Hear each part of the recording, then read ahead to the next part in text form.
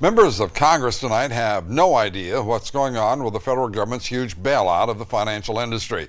The government has already given financial institutions trillions of dollars, quite literally, the Fed putting out $2 trillion in loans over the past year and a half. Congress don't know who's received that money, and the Federal Reserve refuses to be held accountable or to give any kind of transparency at all. Louise Schiavone with our report. And Federal Reserve are working overtime to shore up the financial system. But more and more economists and strategists say what's missing are results and transparency, starting with the massive loans now issued by the Federal Reserve. The Fed resisting calls to say who's getting them. I don't think it should be okay with anybody right now. Congress should want to know. The Fed is not. Even though we want it to be independent, it's not a power unto itself that makes its own laws.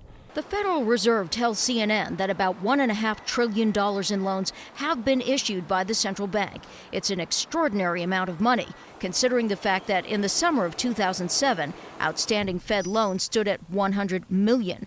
But out of concern for the reputations and soundness of the institutions involved, the Fed will not report who's getting the money now and what collateral they're using. Taxpayers are stretched thin, and to tell taxpayers that it's not really any of their concern where $1 trillion may be headed, not to mention how much more there may be and will be after this, is really unconscionable. On a parallel track, the financial sector bailout, which both the Treasury and analysts agree is not yielding immediate results. Excess cash reserves of banks, usually they blend to each other. It's usually somewhere between $3 and $7 billion collectively for all the banks.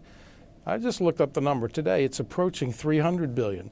They don't want to lend it. And people are losing their jobs. All of these nightmare scenarios that were painted while this bailout was being debated are starting to come true. Lou, Congress constructed the $700 billion bailout. Where does it stand? Senate Banking Committee Chairman Chris Dodd tells me that he favors more transparency. A spokesman for House Financial Services Committee Chairman Barney Frank says, in general, he does too, and hopes to get some answers from the Fed and from the Treasury when they appear on Capitol Hill next week. Lou?